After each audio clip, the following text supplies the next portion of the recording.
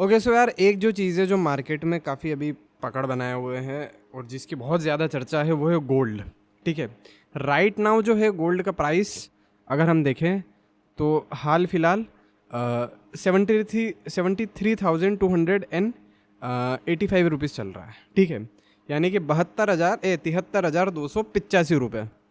और ऐसा मत समझो कि ये बहुत कम प्राइस है और फ्यूचर में एक्सपेक्टेशन नहीं है कि गोल्ड की प्राइस बढ़ेगी। ठीक है, अब इसके रीजंस क्या है ये भी मैं इस वीडियो में आपको एक्सप्लेन करूंगा, सो बने रहिएगा साथ में।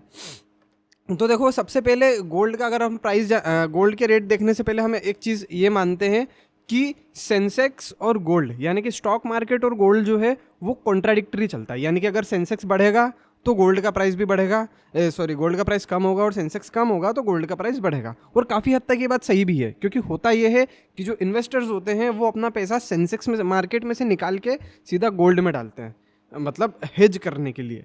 ठीक है, तो देखो सेंसेक्स जो है अभी वो ऑल टाइम हाई पर है। लगभग आप अगर ये देखो तो 622 पॉइंट से सेंसेक्स आज बढ़ा है, लगभग 80,500 और 19 रुपये सेंसेक्स हो गया है। वही अगर हम निफ्टी की बात करें तो लगभग 186, जो कि एक हैवी पुशअप है एक डे के लिए यार, लगभग 0.77% ये चीज़ बढ़ी है। ठीक है, बट वही अगर हम गोल्ड में अगर ऐसी बात करें और गोल्ड से रिलेटेड कह सकते हैं कि फंड्स की बात करें हम, है ना, ETFs की बात करें तो गोल्ड भी सबसे प्रीमियम ETF माना जाता है गोल्ड के लिए, जो लगभग अभी 61 रुपये पर चल रहा है। और वो इसने आज डे का रिटर्न 0.36% दिया है। ठीक है, और लगभग 16% ही पिछले 6 महीने में बढ़ा है। सो देखो यार, गोल्ड बढ़ने के बहुत सारे रीज़न हैं। अब इसमें स्लाइड ज़्यादा चेंज नहीं होगी तो मैं आपको बताता हूँ। तो देखो, गोल्ड बढ़ने का एक रीज़न ये है कि गोल्ड की डिमांड सबसे ज़्यादा बढ़ रही है। और गोल्ड की डिमांड कंज्यूमर लेवल पे तो बढ़ ही रही है, बट कंट्री लेवल पर भी गोल्ड की डिमांड ज़्यादा बढ़ रही है। यानी कि जो देशों की सरकारें हैं, अब वो ज़्यादा से ज़्यादा गोल्ड अपने पास रखने की मतलब जद्दोजहद में अब लग गई है। अब फॉर एग्जांपल अभी एक न्यूज़ आई थी रिसेंटली कॉल्ड,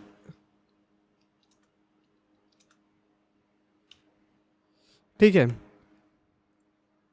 लगभग 100 मेट्रिक टन जो सोना है वो यूएस से यूके के डोमेस्टिक वॉल्ट से यानी कि बैंक ऑफ इंग्लैंड से हम सीक्रेटली इंडिया लेकर आए थे। ठीक है, और इसकी मतलब फिर बाद में आने के बाद में पब्लिकली भी ये बात कह दी गई थी। ठीक है, सो अभी रीज़न ये इसका ये है कि because the world is like right now in middle of a war, और जब वॉर का खतरा मंडराता है तब जो देश हैं वो अपना गोल्ड अपने पास और ज़्यादा से ज़्यादा सोना इकट्ठा करने की कोशिश करते हैं। ठीक है, और यही एक रीज़न है कि गोल्ड का जो प्राइस है वो काफ़ी हद तक बढ़ रहा है अभी, और जो डोमेस्टिक और कंज्यूमर डिमांड है गोल्ड की वो भी बढ़ रही है।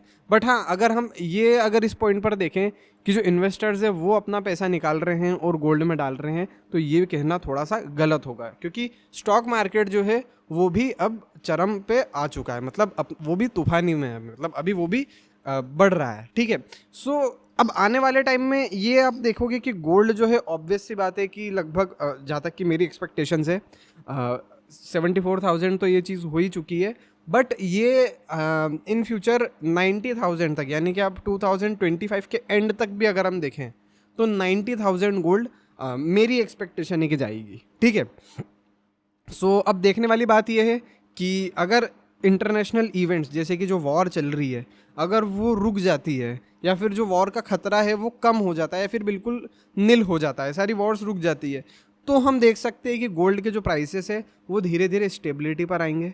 लोग जो कंट्रीज़ है वो गोल्ड खरीदना बंद करेगी, जिस रैपिड पेस पर वो अपने गोल्ड रिजर्व बढ़ा रही है, चाहे वो चाइनीज़ गवर्नमेंट ले लो, चाहे वो इंडियन गवर्नमेंट ले लो, चाहे आप कोई सी भी गवर्नमेंट ले लो, सब अपने गोल्ड रिजर्व्स अब बढ़ा रहे हैं। सो अब देखने वाली बात यह है कि आगे क्या होता है। चलिए जी, thank you very much for this.